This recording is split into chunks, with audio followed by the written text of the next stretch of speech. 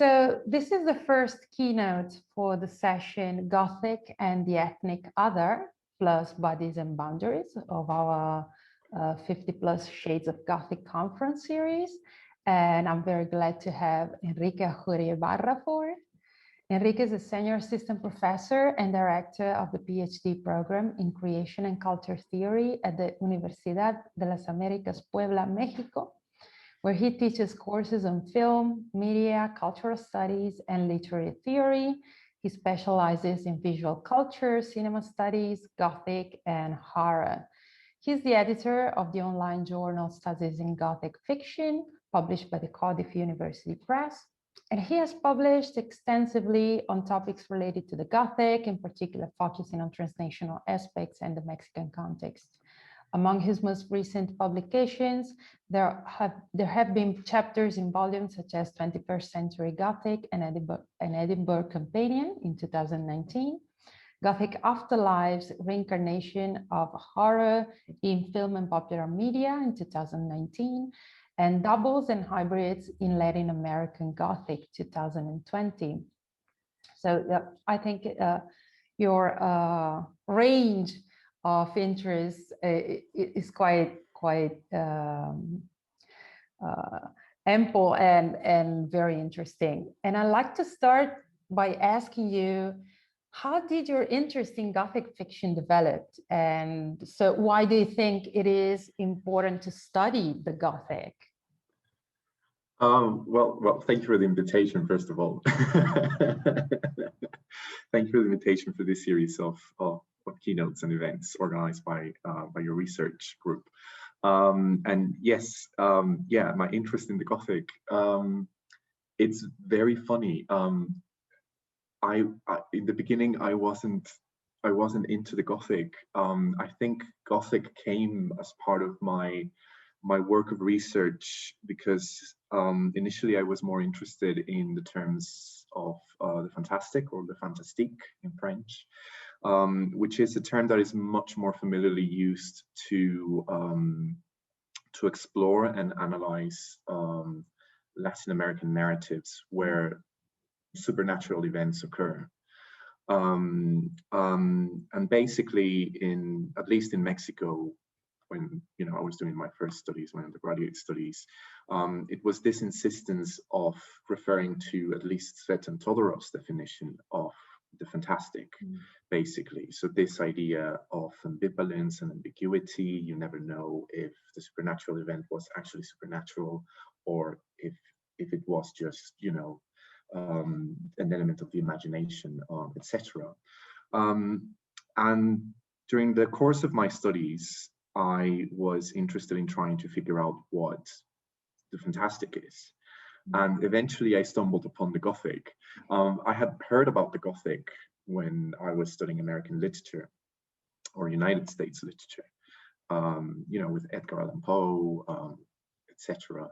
But it was this encounter between the fantastic and the Gothic and the few elements that they have in common that, the Gothic started to creep in and it started to invade. It started to invade my line of research. I still believe that I work with the term fantasy, with the concept of fantasy, especially defined in psychoanalytical terms. And that is a way of trying to figure out how to navigate through these very difficult terms, because we have the fantastic, but we also have magic realism in Latin American fiction. And then if you add the Gothic, then it's a big mess. I think magic realism is also preferred because it is a term that is kind of originates in Latin America. Yeah. Even though there are a lot of first references to European art and European painting, as far as I remember. But magic realism was paired with the notions of the real marvelous by Alejo Carpentier. And Alejo Carpentier, in his essay on the real marvelous, he's saying that in Latin America we have this different perspective on the environment, on our environment, our environment, the American continent is in itself wonderful. It's full of wonders. So it's not surprising that these other spiritual aspects or supernatural aspects can occur. And that is how kind of magic realism starts to take shape. Lucy Armitt has written extensively on trying to figure out the distinction between magic realism and the Gothic. As far as I remember, Armitt says that the Gothic is a bit more, it focuses more on the individual, it focuses more on the psyche, and it focuses more on, the haunting of the past, but how that affects a single individual, while magical realism apparently has a wider social and political spectrum. But I think many of the most recent studies about the Gothic have also noticed that Gothic is very political and Gothic is very social, because it's not just about one single individual, but also about groups of people and how they are affected. And if we incorporate elements of community trauma, which I have written about for The Devil's Backbone, on The Devil's Backbone, then Gothic gets a different perspective on, on how the narrative is perceived, on how or how it is structured in terms of, how are we dealing with the past? How are we remembering the past? But not just as individuals, but as larger communities and societies. So I think that has piqued my interest in trying to figure out, and I think I haven't figured it out ever. Trying to distinguish these differences between Gothic and the fantastic, etc., and revising a few classic works of fiction in Latin America through the Gothic lens have been very revelatory. I need to go back to working with Juan Rulfo's Pedro Páramo, which is a classic Mexican novel, and it has always been perceived as a work of magic realism or as a work of the fantastic. But if you look at it through the Gothic lens, it becomes very creepy. It's very creepy. It is, yeah, it's about the dead speaking. It's about a ghost town. And it's basically the insistence of the past not letting go of, and the social and political implications that Pedro Páramo has are humongous, because it's this idea of a very strong criticism of the notion of the caudillo and the owner of the whole town, and him not letting go of his own obsessions, and how that has created a town of ghosts. Basically, the town has not been able to move on, and whoever arrives there gets trapped in there, gets suffocated by the weight of the past. And there's beautiful passages in the novel where Juan Preciado, the main protagonist, there's a twist if you haven't read that novel, that he feels suffocated. He says the air is very heavy. There is this idea of the heaviness in the air, and then he becomes suffocated. But I wonder how much of that heaviness in the air also has to do with the idea of it being a ghost town, and it's basically the past suffocating any living person who stumbles on the town of Comala. So I think Gothic has creeped in, but at the same time it has allowed me to try to think of other ways of understanding issues of identity and issues of how we understand our past, particularly in Mexico, through Mexican works of fiction, mostly film and literature. And I think this is very interesting, and certainly has to do with your specific interest in the Gothic fiction, and you have worked on the relationship between the Gothic and travel fiction, and the intrinsic crossing of borders and boundaries that can be both metaphorical and material. So how is movement, according to you, a key element in the Gothic fiction that you've been analyzing? I think movement is essential, and it's something that I'm still working on. It's on hold because of the pandemic. Talking about movement and not being able to move, being trapped. I think the idea or the notion of movement, we tend to think of Gothic in like the classic definitions, as I was saying, as this idea of entrapment and claustrophobia. You know, you are, locked in a haunted house or a castle, and all the things happen there, basically. And it's this claustrophobic sense that I think, it comes from Chris Baldick. Chris Baldick defines it as this claustrophobic sense of both space and time. You know, time also comes back to creep up on you, and that, affects your own notion, or notion of reality, of your environment, of your own self, of your own identity, etc. But it really strikes me that there is quite a strong relationship between the Gothic romances from the late 18th century, early 19th century. I'm thinking more of Anne Radcliffe, for example, and travel writing, and the way that in their own form they are informing through travel how they perceive other environments, other countries, other people. Reading The Romance of the Forest, The Mysteries of Udolpho, there is a lot of travel in those novels by Radcliffe. It's very tiring for me. But travel is part of an intrinsic way in which I believe Gothic can be structured. And I think I would see Gothic as a tension, as a tension between stasis and movement. You either have to get to the haunted castle, you somehow, that's what happens with the Gothic heroines, or the horrifying thing or the threatening thing will come to get you, or will come to you. And we can see that, for example, in Bram Stoker's Dracula. It's this idea of traveling.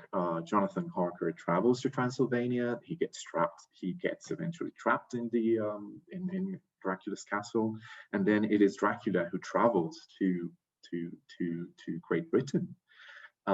So there is this sense of stasis and movement that could be, I believe, can be easily associated with the notions of life and death, the past, the present, and the future, the idea of moving in time. That, how are we able to spatially configure them in the works of Gothic fiction? So more than seeing it as a sense of just being trapped, I think it's this dynamic between moving and not moving that could help us understand how Gothic can be structured. I'm also thinking about Frankenstein. Frankenstein is being chased by his own creation up to the Arctic. So again, this idea of movement is always there, paranoia and movement as well. And we can see it in a lot of works of fiction. I'm referring to the classic ones. So there is a lot of, when you work with the notion of, Gothic and horror and the notions of travel and movement, it's the ones that are focused on travel that really pique your attention. The one that I really enjoy is Jeepers Creepers, the American trilogy. It's about this brother and sister who are, traveling across the country, and then they are being attacked by this ancient creature who is hiding under a church. And it's this idea that everything happens on the road, or basically most of what happens on the road.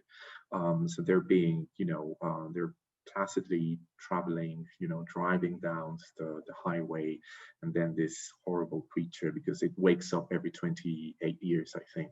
So like the idea of cycles too, from joins hibernation, its hibernation, and then it feeds on the bodies of, you know, the people it is able to hunt down.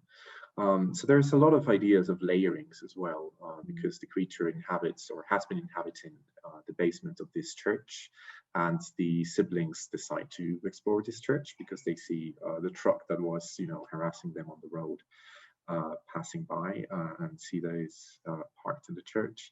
And it's this idea of going down and discovering this dark element from the past, but it's just a very ancient past as well. You know, it's something unnameable, something beyond our time, beyond our history, but it also sits on the grounds, on, you know, the basic structure that symbolizes, you know, religion and faith and belief. So how is, you know, the idea of faith questioned when this more ancient creature, or, you know, is there to consume you and devour you? I think the great thing is that whenever they stop on the road to ask for help, horrible things happen. So again, this idea that if they kept on moving all the time, if they hadn't stopped at the church to kind of, you know, pique the curiosity of this creature, they would have still be alive. They would have reached the end of, you know, the end of their journey. But since they made this strategic stops to ask for help, again, is this notion of stasis and movement, and how stasis it could be related with death. So that's one of the examples. I think, again, this idea of travel also brings and incorporates ideas of the landscape as well. And that is something that I've explored with the film, a terrible film, don't watch it. It's called The Ruins, and it's about a, oh yeah, it's a flesh-eating plant that, you know, is on a Mayan pyramid. And then there's this group of American tourists who decide to go to the Mayan ruin off the beaten road, and then they are trapped in the pyramid, on top of the pyramid, and the plant starts devouring them. It's really funny. But I think this idea or notion of, again, moving from the safe place, because they are on a spring break resort, you know, beach resort, and during spring break, and kind of discovering this, again, this ancient creature, and there's no way to stop it. And then eventually spreads at the very end of the film. It's really funny. It's really bad as well. It's really bad. The novel is very interesting. The novel is very interesting because the novel is not on a Mayan pyramid, it's on an abandoned mine. So, you know, again, the shift and the creation of this exotic setting or this exotic environment is what drew my attention, particularly when I was looking at the film. And there is evidence, I don't remember the names right now, but it's this idea of, oh yeah, Pravicini Gilbert, when she's writing on Caribbean Gothic, she says that, you know, the explorers and the colonizers and the conquerors, you know, there is this idea of moving to other places in Europe, which is very characteristic of the Gothic Romance, you know, Spain, Italy, Switzerland, southern France, Greece, even. I'm thinking of Polidori's The Vampire. But this idea of finding new lands in, you know, in the tropics, and this idea of finding new creatures and new environments and new people to be able to deem other, to be able to monstrify in order to, you know, assert their sense of identity and even their own purpose of you know, colonization. There is this idea of how even the travelers can also bring their own fears, their own assumptions about othering, and in that way they can in their own representation, you know, through writing, through painting, eventually through photography, in film, they can exoticize and deem more other this place and fill it with horrors. Yeah, that's something we also need to take into account. And again, I'm thinking of other examples, and I think I might be just, you know, this is, you know, the way that I'm thinking about it. For example, if you think about The Shining, it's, you know, it's Jack who brings his own demons into the hotel, and they're combined with whatever is there in the hotel, and that explodes, well, literally in the novel. That kind of is what creates this substantial horror in The Shining, something that is somehow adapted in Kubrick's version of film version. So again, we also need to take into account on who is narrating and from what perspective this impression of this other land, these other people, these other spaces and environments how is it being constructed. And for example, the ruins is a great, it's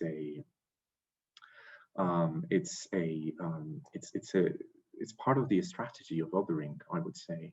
And Gothic forms part of this strategy. So I'm not saying that it is Gothic. I've explained in the ruins that you tend to Gothicize it.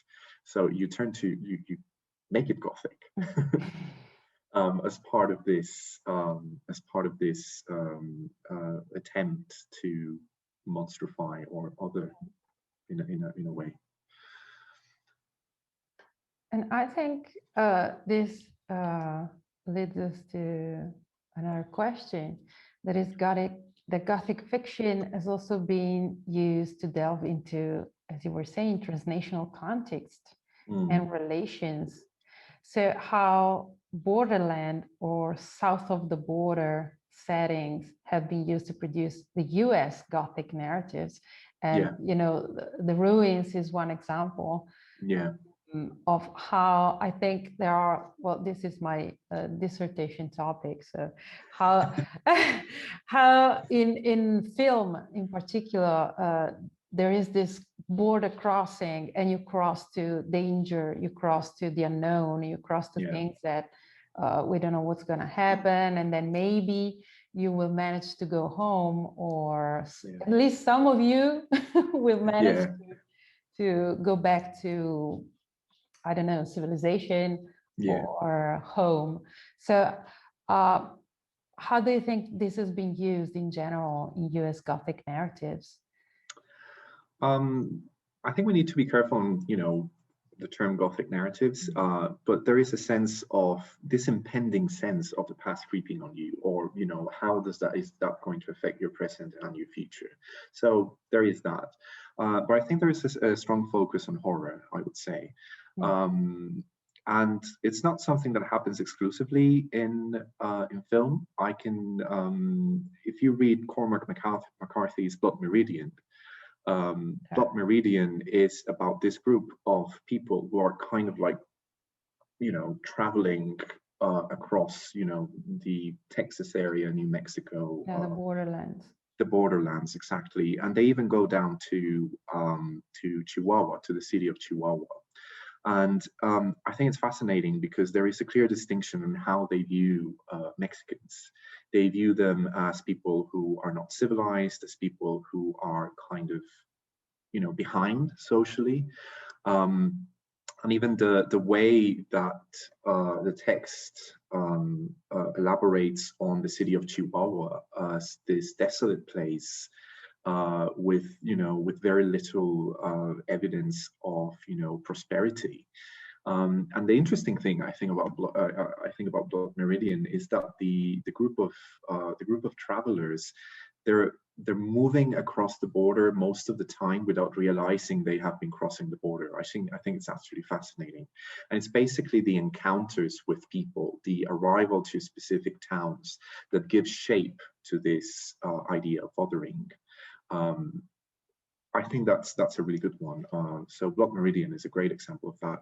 And there's a great short story by Ray Bradbury, and I'm trying to remember the title, but it's about a couple who are traveling through Mexico, and they arrive to Guanajuato, and they go to see the Mummies, which I think is absolutely great. Oh yeah, I know. What's the title? I think it's the Mummies. I hope so. That's a great short story. It's in his collection October Country, that I know. And it's about this couple who is traveling. They're driving across Mexico. They arrive to this quaint town. As far as I remember, they don't name it as Guanajuato, but you know, part of the attractions of Guanajuato is to go down and see the mummies, the famous. And the woman is terrified. She is terrified. She gets this impression of, you know, what would happen to her if she died and she was left there, you know, drying up, being forgotten and becoming a mummy. So she gets completely anxious about this idea of staying in the town while the husband is really happy, enjoying, you know, the quaint little town.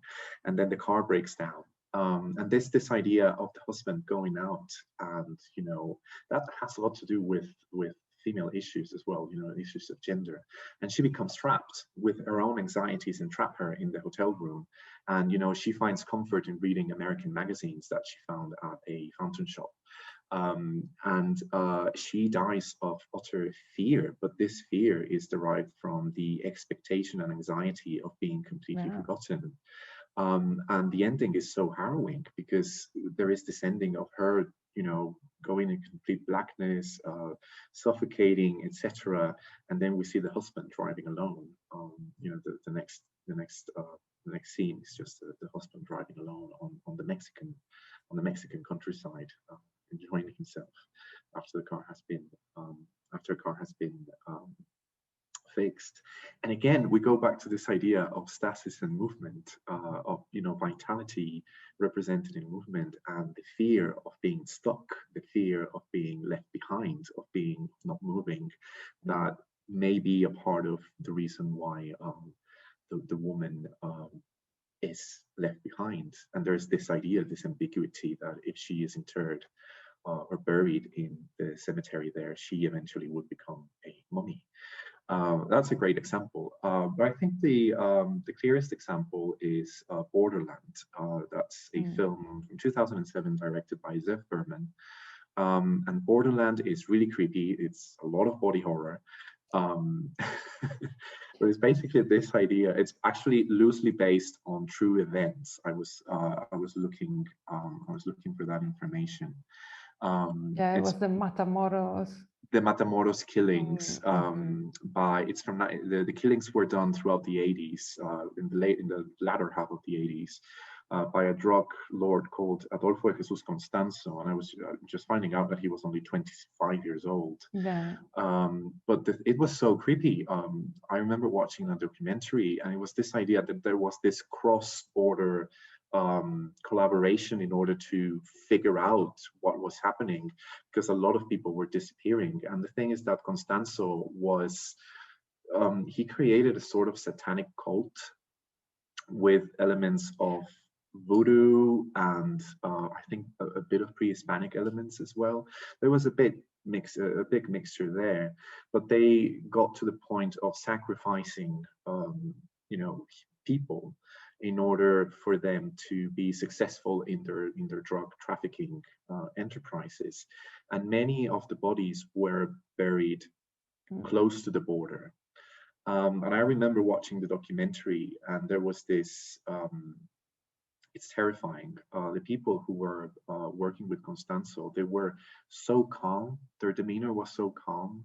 I was like, yeah, they're buried there. Yeah, you know, we cut their heads off. Yeah, we ate a bit of them. And it's very interesting because the sheriff on the other side, the Texas sheriff, he was, you know, he was saying, this is barbaric. You know, I couldn't believe this was happening, especially so close.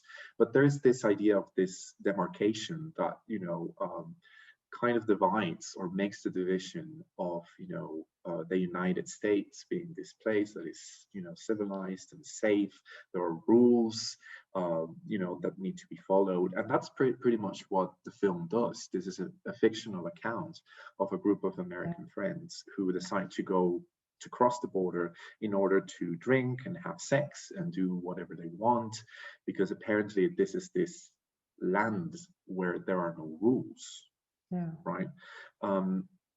So there is this stark contrast. There's a lot of literally high contrast in the images, in the clips and the scenes that are shot in the Mexican town, and you can see a stark difference in the representation of people.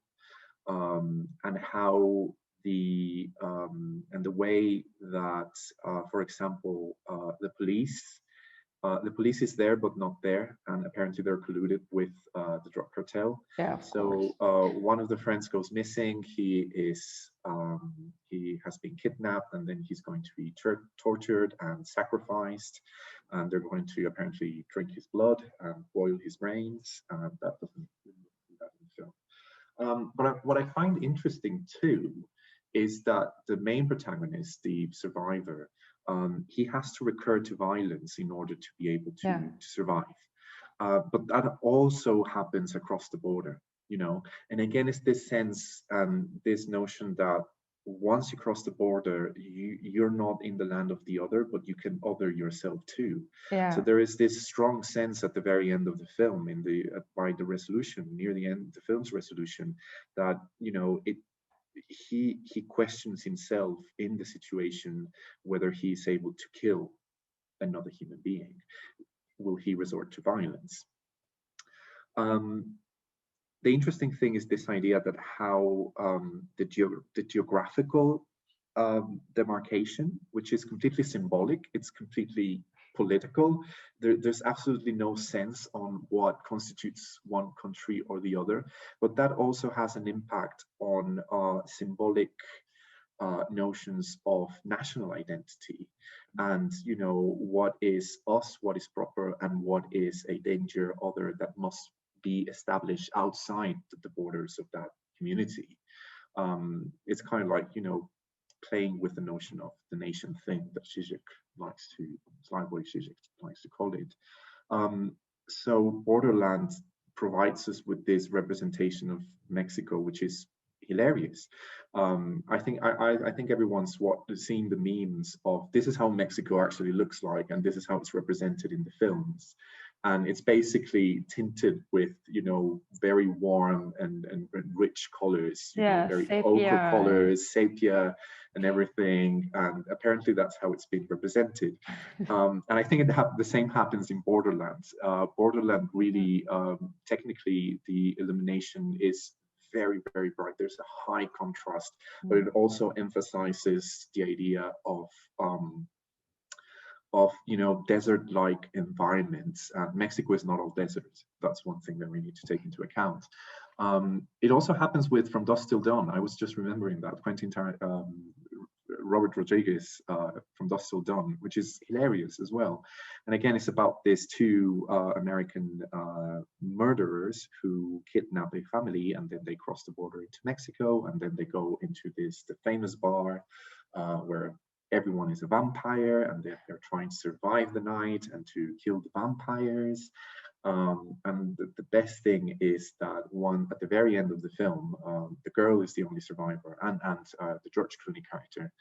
And then there is a big panoramic shot of what lies behind the bar, and apparently it's a Mayan pyramid, which makes no sense.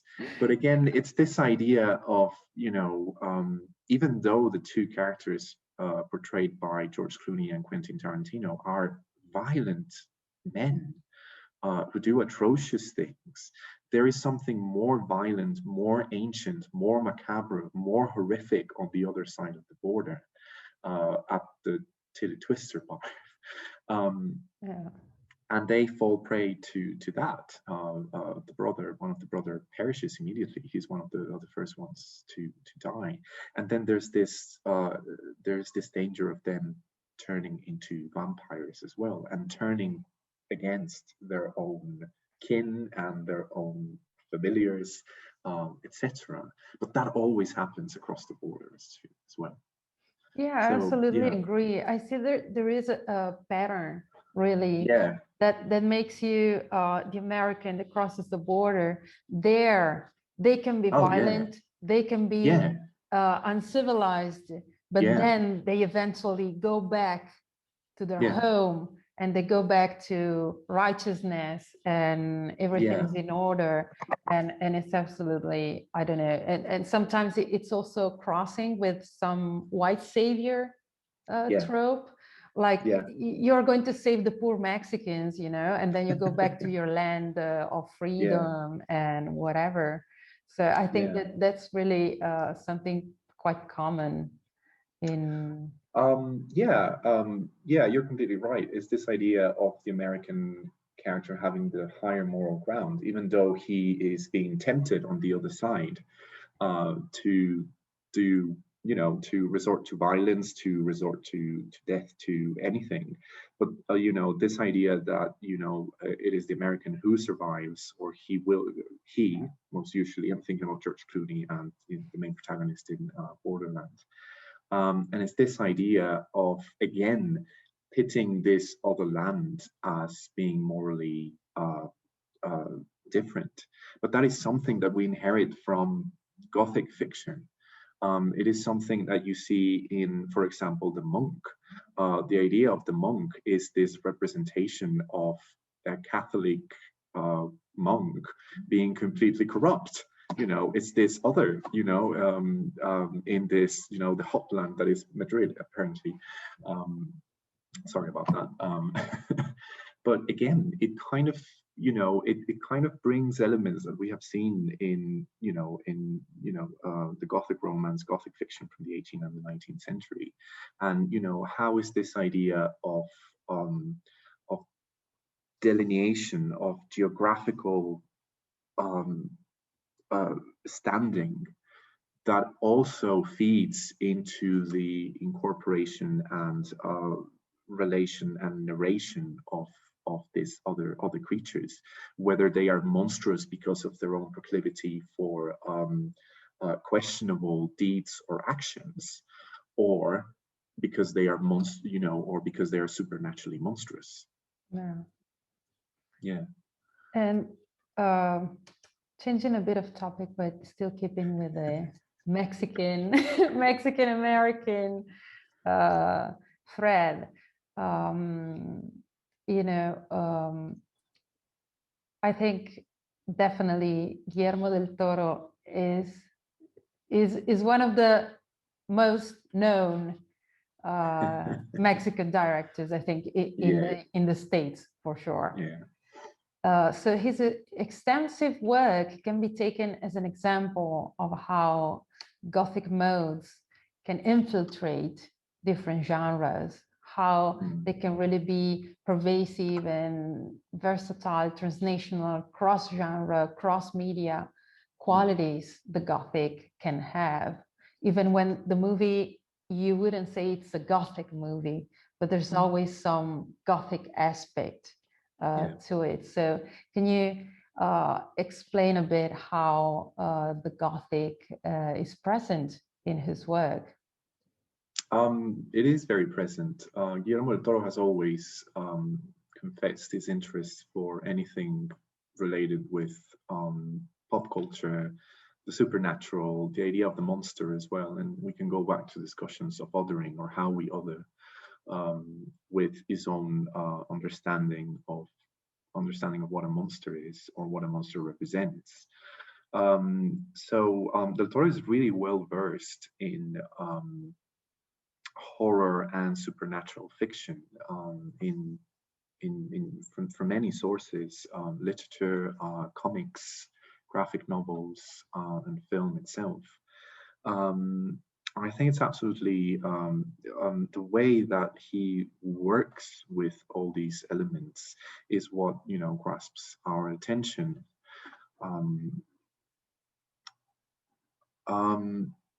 Sorry, just got distracted by a notification. His most Gothic work is Crimson Peak, because that's a Gothic romance. That's basically what Crimson Peak is. It's literally, you know, inspired by, you know, the works from the Brontes and from Anne Radcliffe, and even the Charlotte Perkins Gilman, the Yellow Wallpaper as well, we could say. So it's basically his own way of doing the Gothic romance. So I think that was kind of like a statement for him to say, you know, I know my stuff. But at the same time, as you say, we can see how his own his own concerns and his own ways of perceiving ideas and discourses, particularly religion. He confesses that he's a lapsed Catholic. That's the way he sees himself. But again, we see how that is filtered into some of his early films. I'm remembering his early films more than the most recent ones. For example, in Kronos, his first feature-length film, the main character, the protagonist, is Jesus Gris, so he's called Jesus. He gets the Kronos device, and then he turns into this immortal being, but he dies, and then he comes back from the dead.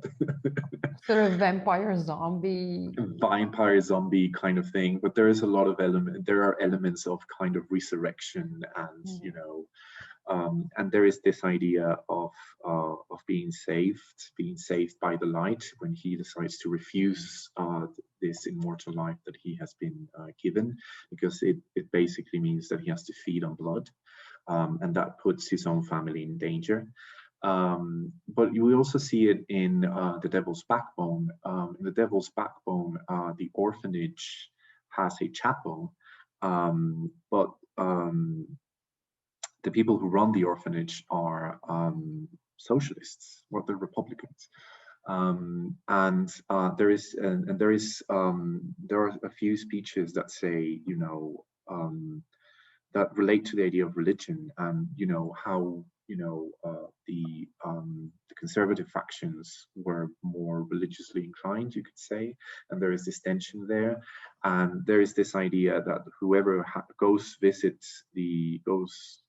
visit the orphanage, they have to take all the statues and all the crosses and all the Christs out so they can put them back into the chapel.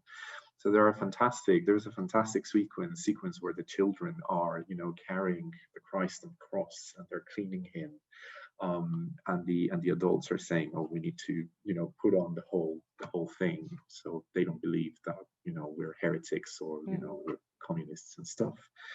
So there's this idea that, you know, Del Toro is working through with, you know, how to work with the discourses of Roman Catholicism, the purpose, and how that effect has on individuals and societies, and the idea of faith as well, that we can see that is very clearly established in such films, in his early films.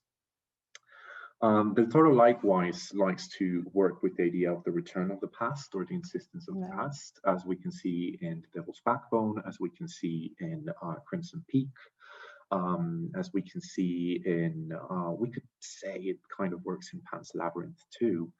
I'm trying to think of the other ones, but you know, his main, well, Hellboy in a way, he's always haunted by his own origin and upbringing, and it's the whole debacle of, is he going to be that monstrous creature, that devil who is going to bring about the apocalypse and the end of times and the end of humanity? And that is something of much concern throughout the two films. Who is Hellboy? And I think that, you know, fits very well with Del Toro's very own notion and understanding of monstrosity. And that's something that we see in most of his films. When monsters are involved, who are these monsters, and how do we get to perceive these monsters? The Shape of Water, his latest film, is one of the best examples on how Strickland, yeah, his name is Strickland, he is the one who sees the creature as something completely other, completely not from this world, since, you know,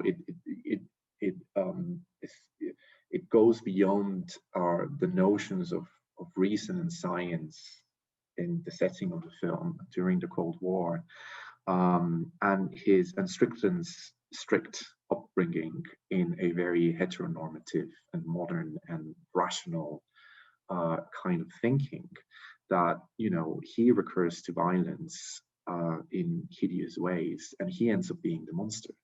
And that is something that Del Toro did for Pan's Labyrinth. It's the same with Capitán Vidal. It's exactly the same.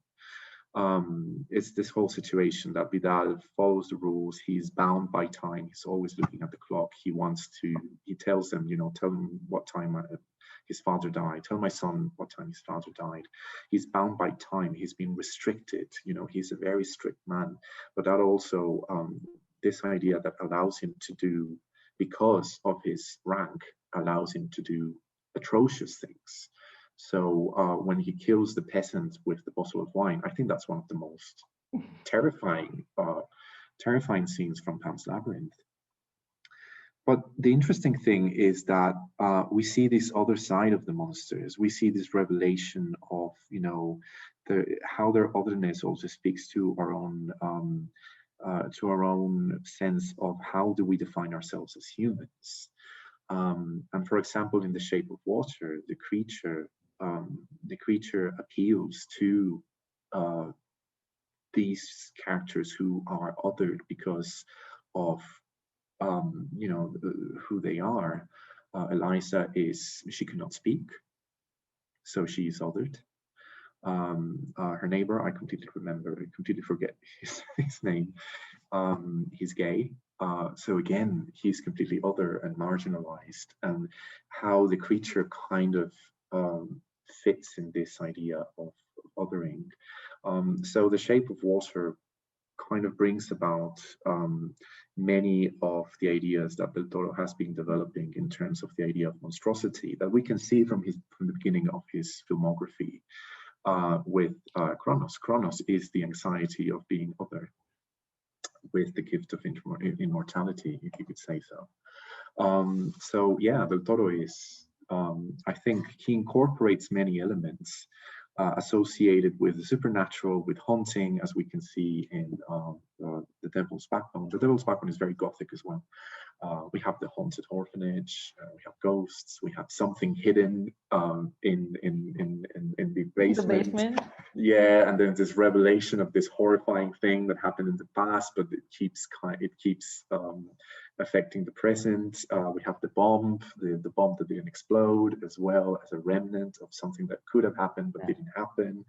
And it kind of keeps beating, you know, the bomb keeps beating as well. So all those tropes, or all these motifs, I would say they're very Gothic, and they do inform Del Toro's work very well.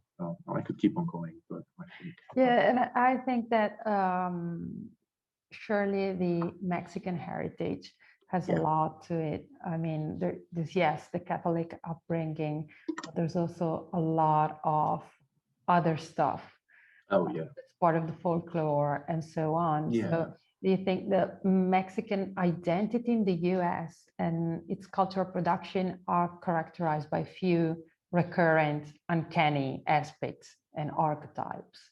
And they're often drawing exactly on Mexican folk tales and cultural heritage, on the Catholic upbringing that seems to be so fascinating for Americans.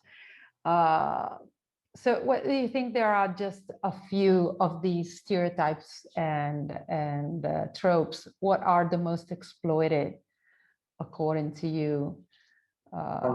I think one of the interesting things that you said is the idea of heritage, and how do you define your own heritage? How do you shape your own identity in terms of not only your upbringing, but where are you from, or where does your family come from?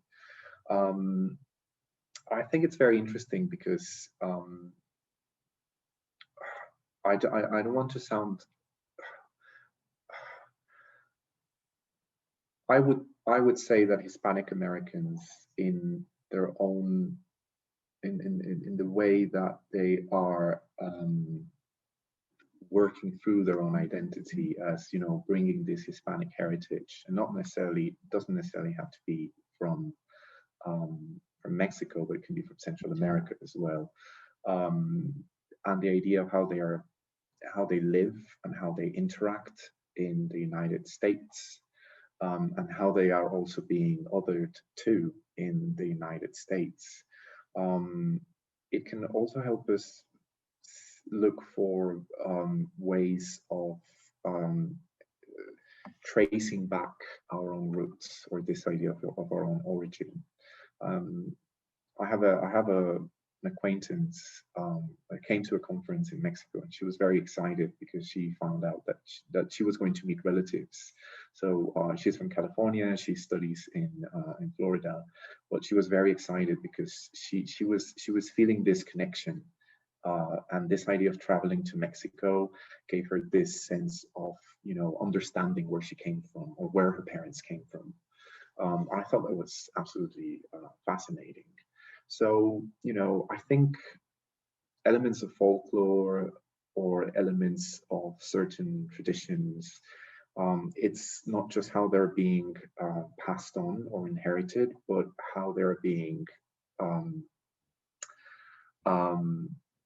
interpreted or understood by these generations. I really don't want to be, I really don't want to sound rude. I think the best example would be La Llorona. La Llorona is, she's the screaming woman, the banshee, which is kind of like a universal trope. But the main characteristic is this idea of the lament, of this ghost that is in search of her children, and it's kind of like it's one of the key legends in Mexico. Octavio Paz has somehow written in The Labyrinth of Solitude briefly about La Llorona. I'm thinking about, I think she's the most represented ghost or monster in Mexican cinema. There's been tons of films on La Llorona since the 30s, 40s, 50s, 60s. There are some really bad ones. I remember watching one. That was set in Chiapas. But La Llorona also extends, the legend is also extended to countries like Guatemala, for example, as far as I'm concerned. I remember when I was writing about La Llorona, I think I found it really funny how she is associated with water. La Llorona is this ghost that her Spaniard lover rejected her. And she had 2 children, and out of grief, she just went and drowned her children in the river. And then, her ghost is haunting every nook and corner in Mexico, wailing for her children. There is a sense that the legend started with this omen during the before the conquest of Mexico, that apparently there was a spirit lamenting the loss of her children, the Aztec people, and apparently that was one of the omens. It's a legend that is that was recorded by López Portillo, an anthropologist in Mexico. So this idea of this lamenting, of this foretelling, of this omen, of this loss as well, is combined with the anxiety about identity. And what I find interesting is that La Llorona is associated with bodies of water, and bodies of water that move, rivers. So most of the time, whenever you see La Llorona, or whenever you encounter La Llorona, there should be a body of water, or a river, basically, a body of water that moves. So if a body of water moves, if a river moves, then she's able to just move around all the time. So it's this idea of crossing the Rio Grande, which is the natural border between Mexico and the United States, and becoming part of this notion or idea of part of your Hispanic heritage for many Hispanic Americans. And there are a few anthropologists who, I don't remember their names, but there are a few articles from anthropologists being interested in how Hispanic Americans are able to shape their notions of identity and their pride in heritage and cultural heritage through these legends. But that has also been crossed over to American mainstream media. I think it's the first episode, I think it's the pilot from Supernatural, from a television series. There is La Llorona is there, and there is a river, there is a bridge, there is a woman who has killed her children, and then she decides to kill herself. And there's also an episode from Grimm, the TV series. I think that happens in Pittsburgh or Cincinnati. It's like one of the industrial cities in northeastern United States. And again, it's the body of water, it's the river where the ghost lies. And many of, at least a few films that I have watched from Mexico, is always the body of water. KM31, which was a very popular Mexican horror film, involves the legend of La Llorona, and again, it's this idea of the rivers in Mexico. There used to be tons of rivers in the Valley of Mexico, but everything has been, turned into sewers. But everything has been, for the urban development. So apparently, it's this idea of La Llorona haunting the undergrounds of Mexico City, and kind of like in like Pennywise in It, just coming out of the sewers and doing all the haunting and killing. But La Llorona is I think it's one of the greatest figures, because it's this idea of thinking about our own heritage and our own identity based on the notion of mestizaje or hybridity. I think that would be the way of translating it into English. But La Llorona, with her own history, the legend depicts a history of violence, a history of rejection, a history of rejection of mestizaje. The Spaniard man rejects the children because they're children out of wedlock. Yeah. But this idea of having to drown them. So on the one side, La Llorona attests to this conflicting view of what mestizaje is. We tend to celebrate it. It's a celebration of the encounter of two cultures, and how a new culture is springs from there. But again, it also speaks about the anxiety of what are the circumstances that led to that mestizaje, and the circumstances are those of violence and death. Yeah. Which is basically the story of the history of the conquest of Mexico. And how can that be, passed on and reflected again with this idea of the conflict of identity that we can get to see in Hispanic Americans across the border, right? I think it's very interesting as you say it, because there is this celebration of your own heritage and celebration of being a Mexican American or a Guatemalan American, but at the same time there is this implicit fear of miscegenation and being a mixed blood in a way. Yes. And it's really interesting that they keep it as an archetype you really share, but at the same time, it's not really that positive of an archetype, Yeah. So I think that's very interesting about La Llorona as a sign of your heritage pride for Latino in the United States, Yeah, but and at the same time, it's a very Gothic thing. It's very Gothic. It's La Llorona, or the legend of La Llorona, is the constant haunting reminder of that troublesome origin, that it's always there. It never goes away. It never goes away. Exactly. Yeah. Okay, so I think we can start with the Q&A session. Don't be scared. I'm going to be so scared. So if anyone has questions, please raise your hand.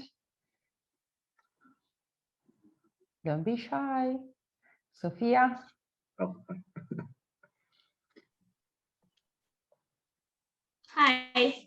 Hi. Well, first of all, thank you for a wonderful chat. That was really interesting. Thank you. And I just wanted to go back to the idea of nationalism and the Gothic in relation to the borderlands. And I was thinking about how the Gothic is used often in dominant US culture as a way of dealing with the colonial guilt that results from a very destructive past of land appropriation. So obviously one of the most evident examples of this is the idea of the Indian as a revenant that is haunting white people to take revenge, and the obsession with native burial grounds, which is a very Gothic trope, which you see in lots of films like Shining, for instance. So I was wondering if there are like analogous examples in the southwestern border of the US, where there's obviously also a violent history of fight for the land. And so yeah, my question is, are there Gothic narratives or Gothic tropes in borderland US fiction that arise from this idea of colonial guilt? To be honest, I'm not very familiar with those ones. I haven't looked for those, to be honest. I think I would have to go back again to Blood Meridian. So Cormac McCarthy's is a great example, because basically the group of people are being kind of being led with the notion of manifest destiny, and sweeping across the land to the other side of to the Pacific coast. I think you could also work with notions of I'm trying to think of good examples, and I'm really terrible. And I had an answer about the anxiety of the project of the modern nation in Mexico. That's another thing. I'm thinking about other cases or examples like John Carpenter's vampires. John Carpenter's vampires also happen across the border. The interesting thing is that most of the examples that I have looked at, they all happen in this idealized desert-like landscape that it's kind of more associated with kind of like the Texas border or the border with New Mexico. So it would be very interesting to, to figure out how notions or ideas of California Gothic also seep in and create these interactions with the southern border. There is a film called Beelzebub, which is really bad. It's one of those really good films. Really bad films are really good, and it's basically it's the second coming of the Messiah, and then there is a cult of Satanists who apparently are trying to kill the child. So there are a lot of killings on the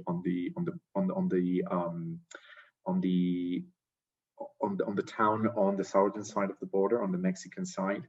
And then this police officer detective, he lost his child in one of the killings in a hospital, and he is involved in trying to figure out what these massacres are about, because there's killings in schools and killings in public swimming pools where children are, basically because they're trying to kill the child.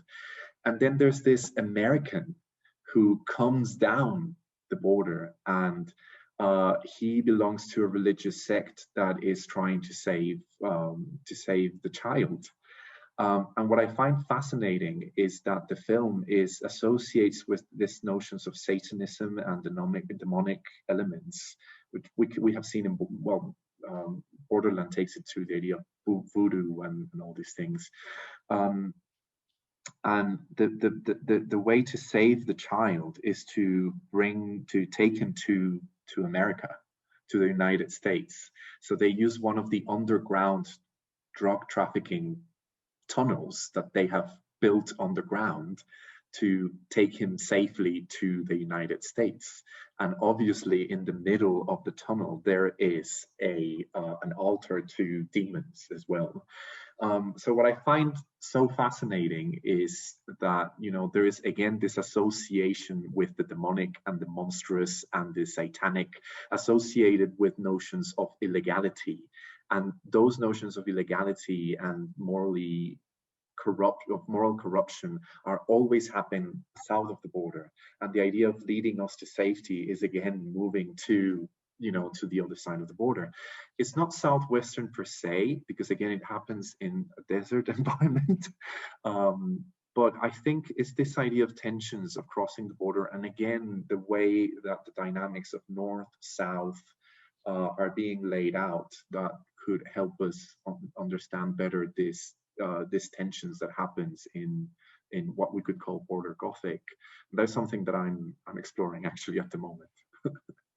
I don't know. I'm really sorry. I'm not very familiar with California southwestern Gothic, but I think that's the way that I would go about it. I completely agree, and I was also thinking of Cormac McCarthy, which I haven't read. I only read The Road, but I know that his books are very violent and, you know, very masculine, you know, so that's kind of, that could fit the frame of my question, but I couldn't come up with more examples. So, but I think you're absolutely right in that kind of idea of going back and forth in the border, and I'm sure, it extends to California too. Definitely. Thank you so much. No, thank you. And we have one question from Monica. Hello. Thank you, Enrique, for your talk. It was very enlightening, and we'll just didn't think of this as a small pun, but I wanted to ask you about the Enlightenment actually, because the Enlightenment is always central in the origins of the Gothic and talking about 18th century Gothic, but also in sort of post-colonial narratives somehow. And this came to my mind when you were mentioning Alejo Carpentier. You said Latin America and the Caribbean, we have a different way of dealing with the landscape, of understanding the environment. And this has also been applied to politics by Carpentier himself and by other Cubans like Jose Marti, who said, we don't, discussing also theories of development, we don't want to follow your epistemology, we don't want to follow your models, because it is not for here. If you let Cuba or any other nation be whatever they want to be according to their own epistemology, that's what you need to do from the global north. So in terms of like turning all this conversation to the Gothic, you've been mentioning some authors that, like Cormac McCarthy, that clearly come from a more Western Anglo tradition, and some other authors that would identify more with indigenous forms of knowing, Chicano tradition, etc. So I'm not very, very familiar with Mexican American or Mexican Chicano Gothic, but I was wondering if there is some a critique by some authors to more Europeanized or Western forms of Gothic. Maybe, I don't know if in Guillermo del Toro's film, you said it draws a lot from the Brontes and all this authors. I don't know if there's some update in like sort of implying, the Gothic in the 18th century was a rejection against the Enlightenment, but it's still a product of it. Or if you can find some critique to the European Gothic in the same way that post-colonial and indigenous narratives critique European epistemology. I don't know if also that has to do with the most recent decolonial approaches too, in the form of recognitions of other forms of knowledge and our relationship with our own environments that have been kind of been left aside or marginalized, and now we need to recognize them in this very complex plurality of reasoning and understanding. I don't know if that would be a way of putting it. I was thinking that I think what your question is pointing at is that, you know, the Gothic, 18th century Gothic is a reaction to the Enlightenment. So Enlightenment was reason, law, light, etc. And then we have the dark side, or what Fred Bossing defines as the negative aesthetics. A negative aesthetics that informs the Gothic, basically, that's what he says. I was thinking that that could be well placed or associated with, that was what I was going to answer to that. That was the initial answer to the previous question. I really like this idea of the Mexican project of the modern nation that developed throughout the 20th century, in which Mexico, after our civil war, the Mexican Revolution, that actually didn't change anything, in the 1910s, then it started, you know, finally a big modernization and industrial development particularly in the 1940s, 50s, and 60s. So there was a lot of growth in Mexico. But this was paired with an idealization of what constitutes Mexican identity, with the praising of mestizaje. David Dalton has written an amazing book called Mestizo Modernity. I truly recommend it because he finds it problematic that, you know, the pairing of the project of the modern Mexican nation has to be, you know, associated with mestizaje, you know, this kind of very positive results of the encounter of different cultures. And he criticizes the way that indigenous communities have been marginalized and have been left aside. And that's where the Gothic comes in again. There is a great film, a great Mexican film called Rito Terminal, directed by Oscar Urrutia Lasso. That's from 2000, and it's a great film because it's very Gothic. It's not horror, it's Gothic.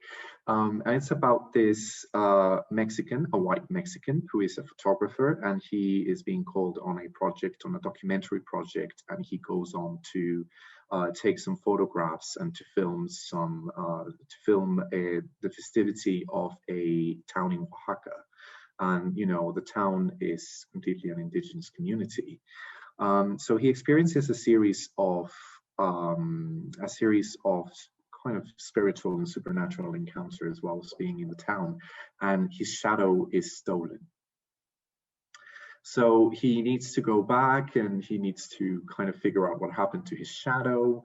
And most of the issue that is around the issue that revolves around the theme of the film is this idea of the failure of the encounter, or the failure of mestizaje. We have an enclosed indigenous community that is wary or is tired of people coming in to see them as something exotic, as something outdated, as something of the past that needs to be recorded in their own traditions, even though their own festivities are, you know, they adapt certain forms of Roman Catholic rites, etc. And again, it's this outsider coming from Mexico City, the urban space, the modern urban space, white man who comes with photographic cameras, with recording cameras to record and, you know, take in and, you know, printing into a reel or a photograph whatever is happening. But at the same time, the technology of photography releases the spirit. So there is this idea of a woman who decided to leave the town and to you know, get together with a mestizo man, and she has a daughter. And because she rejected the town, or she left town, and when she comes back dressed as a modern woman, etc., she's being rejected by her own people.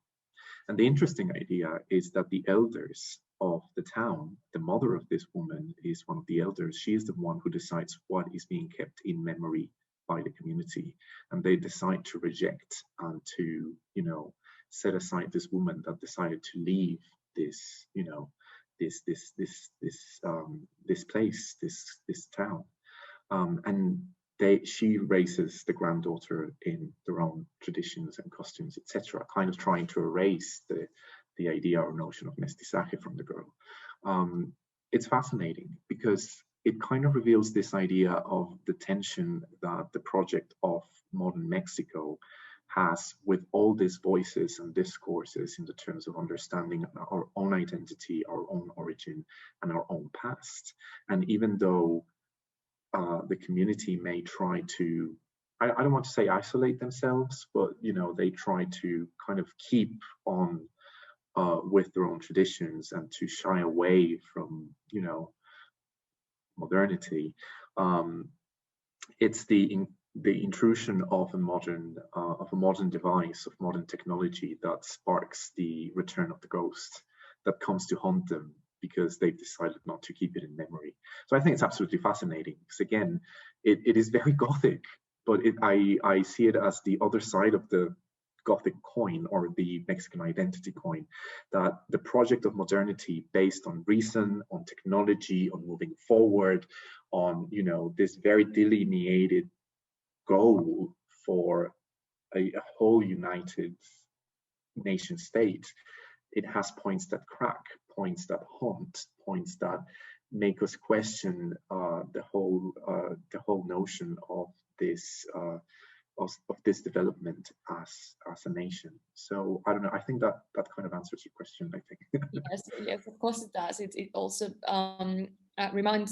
makes us think that what we've been talking a lot in this conference series is that the Gothic pervades throughout the years and the styles, and because there's something wrong with the project of the Enlightenment, but from other things. Not only was that the case in the 18th century, but you've mentioned something quite contemporary. So it's really sort of thing that I was asking. Try to see this film as soon as I can, because I'm please do. really interested in that. It's really good. It's really good. I truly recommend it. Yeah. Thank you. Yeah. And I think we have one last question, Laura. Hi. Hi. Hello, Enrique. Thank you so much for your answers. It's been very interesting. I wanted to ask you a question, and let me start by saying this has nothing to do with my research interests, so I'm asking more as a reader than anything else.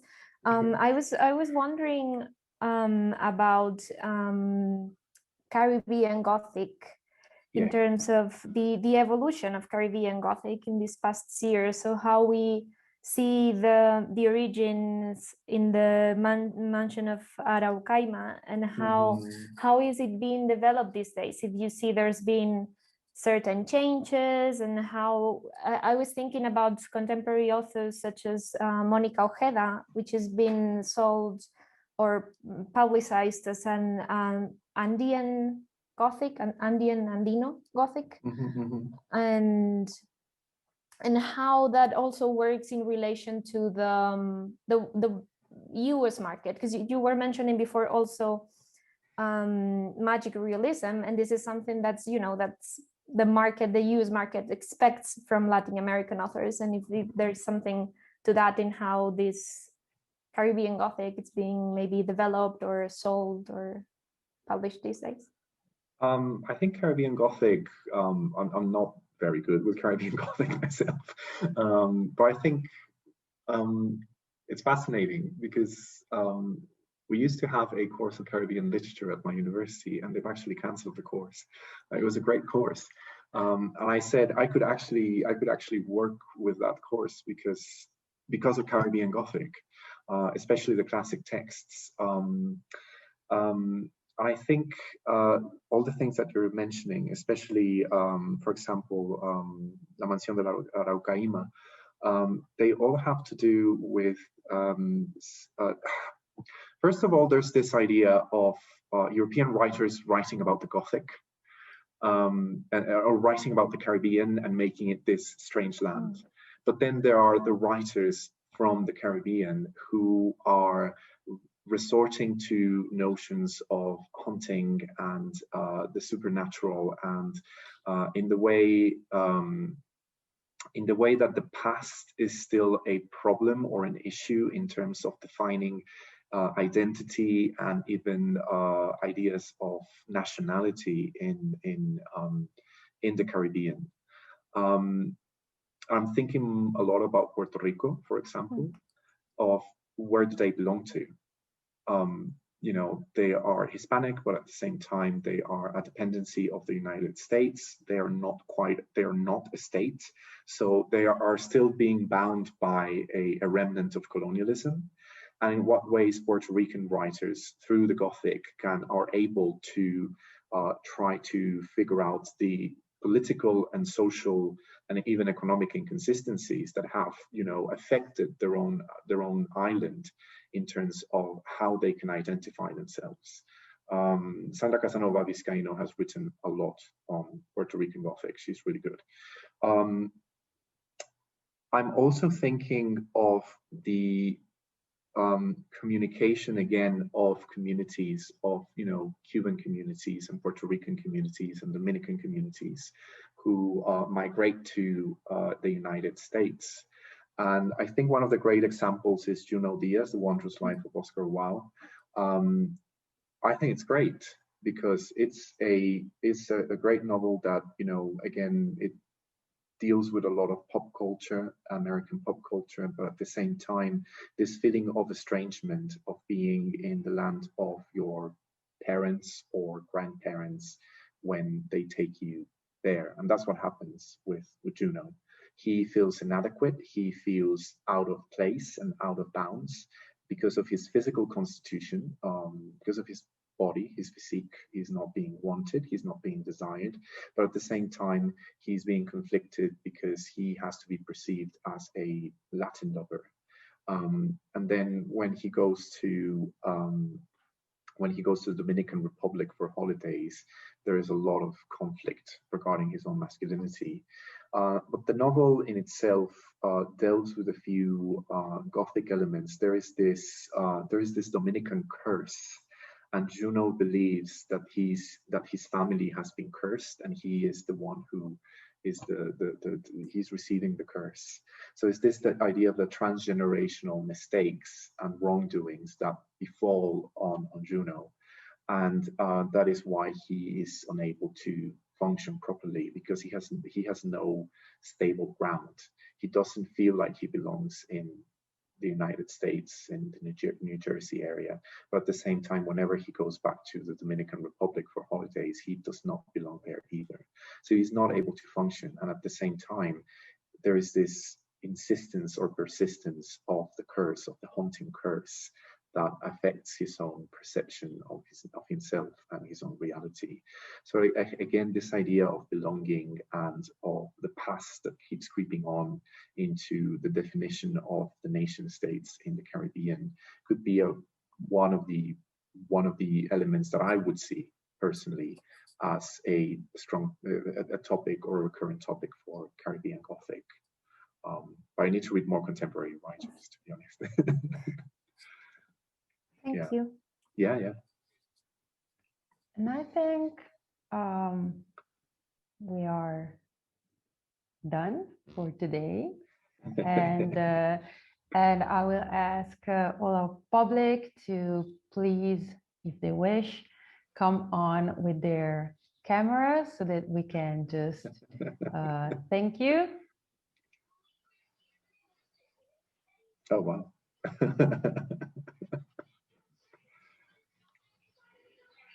So thank you. It was very, very interesting. And thank you. I think we all really enjoyed. I did, of course, because you know that I work on the same stuff. So, yeah. So of course, maybe we went a little bit towards our interest, but I'm sure it was very interesting for all of them. Yeah, I hope it's useful for your project and your event as well. I actually enjoyed it. Thank you very much. Yeah. So thank you very much. It was very nice to have you. And thanks to our public as well. And some of you we will see again in the near future for other keynotes. So thanks to you as well.